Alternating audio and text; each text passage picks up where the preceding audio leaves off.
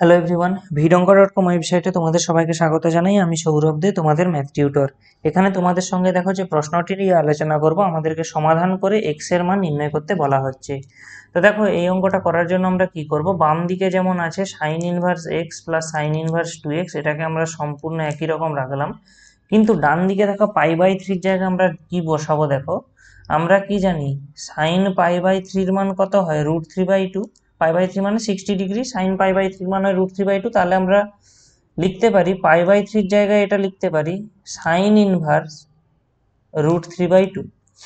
তো আমরা এখানে ওটাই বসাবো, এখানে সাইন ইনভার্স অফ √3/2। এরপরে আমাদের এই সাইন ইনভার্স এক্স টার্মটাকে আমরা ডান দিকে নিয়ে যাব। তো বাম দিকে আমাদের শুধু থাকবে সাইন ইনভার্স 2x সমান, আমরা তাহলে কি পাবো, sign inverse of √3/2 minus sine inverse of x. তো ডান দিকের অংশটায় দেখো, তাহলে সাইন ইনভার্স অফ 2x যেমন আছে থাকলো, ডান দিকের অংশটা আমরা ফর্মুলা বসাতে পারবো সাইন ইনভার্স অফ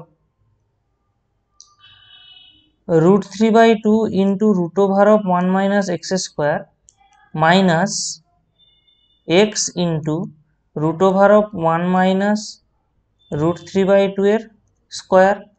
তাহলে আমরা দেখো এখানেও সাইন ইনভার্স রয়েছে, এখানেও সাইন ইনভার্স রয়েছে, তো আমরা লিখতে পারি এখান থেকে কি 2x সমান, শুধু এই ব্র্যাকেটের যে অংশটা সেটা আসবে, অর্থাৎ √3/2 into √1 minus x square minus x into √1 minus 3/4। তাহলে আমরা এরপরে আবার ক্যালকুলেট করি, তাহলে আমরা কত পাবো, √3/2 into √1 minus x square minus x into, এবারে দেখো 1 মাইনাস 3/4 মানে কত, এই অংশটার একটু ভালো করে করো, এখান থেকে আসবে কত, √এর মধ্যে 1/4, তার মানে হাফ, অর্থাৎ আমরা এখান থেকে পেয়ে যাবো অ্যাকচুয়ালি x/2। তো এরপরে আমাদের কাজ হবে এই x/2টাকে বাম দিকে আনা, এই 2x এর সঙ্গে যোগ হবে 2x plus x/2 equal to √3/2 into √1 minus x square. তাহলে আমরা এখান থেকে কি পাচ্ছি দেখো, বাম দিকটায় আমরা যদি যোগ করে দিই, তাহলে আমরা এখান থেকে অ্যাকচুয়ালি পেয়ে যাবো 5x/2, এবং ডান দিকে আমাদের থেকে যাবে √3/2 ইন্টু √1 মাইনাস এক্স স্কোয়ার। তো আমাদের কাজ হবে এখানে বোথ সাইডে স্কোয়ার করে দেওয়া, বোথ সাইডে স্কোয়ার করে দিলে বাম দিকে তো আমরা পেয়ে যাব 25x²/4, ডান দিকে এই অংশটায় চলে আসবে প্রথমত 3/4, এবং এই রুট অংশটা উঠে গিয়ে চলে আসবে কত, 1 মাইনাস এক্স স্কোয়ার। তাহলে এখান থেকে আমরা কত পাচ্ছি,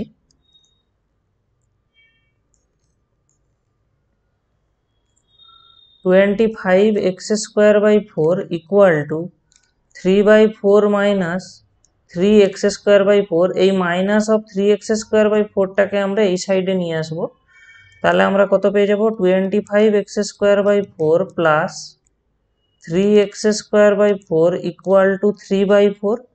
তাহলে ক্যালকুলেট করলে আমরা কত পেয়ে যাবো এখান থেকে, 28x² ইকুয়াল টু 3/4। তাহলে এখান থেকে x² কত আসবে, 3/4 ইন্টু 4/28। স্বাভাবিকভাবেই এই 4 অংশগুলো কেটে যাবে, অর্থাৎ এখানের এই 4 এখানের এই 4 কেটে যাবে।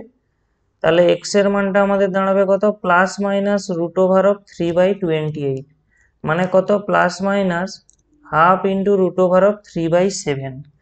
এখন দেখো আমাদের শুরুর যে সমীকরণটা আমরা যদি একটু ভালো করে দেখি, কি দেওয়া ছিল আমাদের, sine inverse X plus sine inverse 2x equal to পাই/3।